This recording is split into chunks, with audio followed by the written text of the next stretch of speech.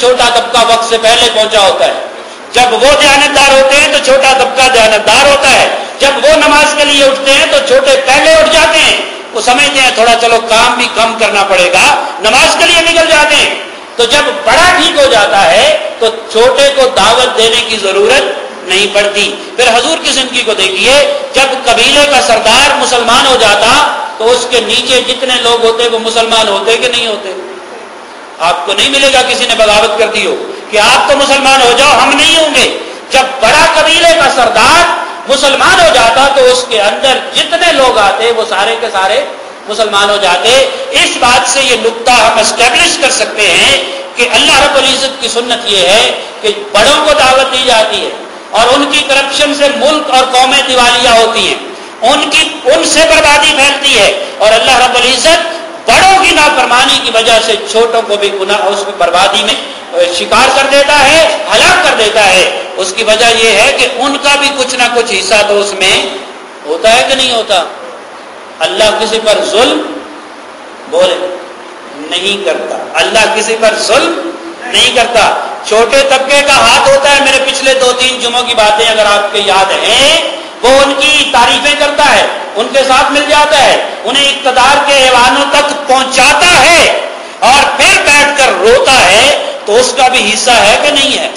اس کا حصہ ہے۔ پھر آواز بلند نہیں کرتا، حق کی بات نہیں وہ طبقہ کرتا۔ پھر ایک بڑی ہیوج میجورٹی جسے کہتے ہیں، بہت بڑی اکثریت خاموش کھڑی رہتی ہے، خاموش کھڑی رہتی ہے۔ آپ ایمان سے دیکھیں، کل یا پرسوں جو واقعہ ایک خاتون کے ساتھ ہوا، اس ملک پر عذاب نہ آئے تو اور کیا آئے؟ یہاں معصوم لوگوں کو گولیوں سے بھون دیا جاتا ہے، کیا وہاں کوئی انسان کا بچہ نہیں کھڑا ہوا تھا؟ وہاں کسی میں انسانیت نہیں تھی؟ وہاں 200-300 لوگ جو تماشا ہے حوا کی بیٹی کا دیکھتے رہے۔ بےغیرتی اپنی حدوں کو چھو چکی ہے، یاد رکھیں، اس ملک کے اندر بے حمیتی اپنی حدوں کو آگے گزر چکی ہے۔ جب ایک بیٹی کے ساتھ، ایک خاتون کے ساتھ یہ ظلم کیا جاتا ہے، اسے برہنہ کر کے لٹایا جا رہا ہے، کھینچا جا رہا ہے، اس پر ظلم کیا جا رہا ہے، اس کو پیٹا جا رہا ہے، پھر بھی آپ بیٹھتے ہیں اور بیٹھ کے جناب نعرے لگواتے ہیں، بیٹھ کر رحمت کی باتیں کرتے ہیں، بیٹھ کر بخشش کی باتیں کرتی ہیں۔ ایسا نہیں ہو سکتا جس معاشرے کے اندر اس طرح کا ظلم روا ہو، اللہ آسمانوں سے کبھی رحمت نہیں نازل کرتا، یاد رکھیں۔ کیا وہاں انسان نہیں تھے؟ مسلمانوں کو چھوڑ دے، کیا وہاں کوئی اخلاقیات کا داعی نہیں تھا؟ اگر ایک مر بھی جاتا تو اصلی شہید وہ تھا، اصلی شہید۔ یہ سارے نقلی شہید ہیں دوسرے جو اقتدار کے لیے مرتے ہیں، یہ نقلی شہید ہیں، اصلی شہید نہیں ہے۔ جو جمہوریت کی خاطر مرتے ہیں یہ اپنے اقتدار کے لیے مرتے ہیں، یاد رکھیں یہ شہید نہیں ہے۔ شہید وہ ہے جو ظلم کو روکنے کے لیے اٹھ کھڑا ہو اور وہاں اگر اس کی جان چلی جائے تو وہ اللہ کی بارگاہ میں شہید ہوگا، لیکن کسی کو توفیق نہیں ہے۔ جب بے حسی کا یہ عالم ہو تو پھر آپ کون سے قرآن کی بات مانتے ہیں؟ جب بے حسی کا عالم یہ ہو تو پھر کون سی حدیث کی بات مانتے ہیں؟ پھر کون سی اخلاقیات کی بات مانتے ہیں؟ کیا وہاں گھنٹہ 1.5 گھنٹے کے اندر کوئی ایسا مرد مومن تھا ہی نہیں جو نمازی ہو؟ کیا ہو؟ نمازی تو بزدل ہوتا ہے، نمازی جو ہے نماز پڑھ لینے سے کچھ نہیں ہوتا۔ وہاں نمازی بھی ہوں گے، وہاں کیا ہوں گے؟ نمازی بھی ہوں گے، وہاں عمرہ کرنے والے بھی ہوں گے، وہاں حاجی بھی ہوں گے، وہاں قرآن کی تلاوت کرنے والے بھی ہوں گے، وہاں علماء بھی ہوں گے، وہاں نعتیں پڑھنے والے بھی ہوں گے، وہاں بڑے بڑے متقی اور پرہیزگار بھی ہوں گے۔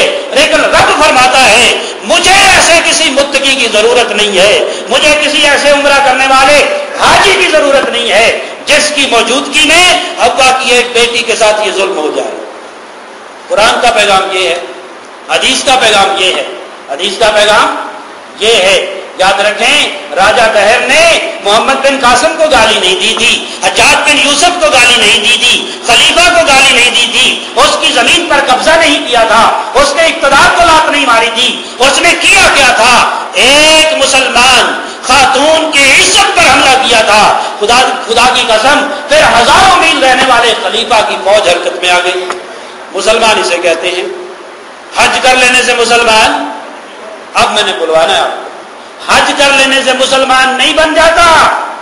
یاد رکھ لیں، ابو جہل زندگی بھر خانہ کعبہ کے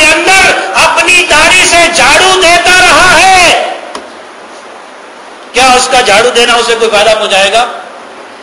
اکھیاں پہ لگا رہے ہیں، پتہ نہیں کیا کر رہے ہیں، پتہ نہیں ہم کیا کر رہے ہیں۔ جائیں اس بستی میں جس بستی میں یہ ظلم ہوا ہے، کیا وہاں کوئی حاجی ملے گا آپ کو کہ نہیں ملے گا؟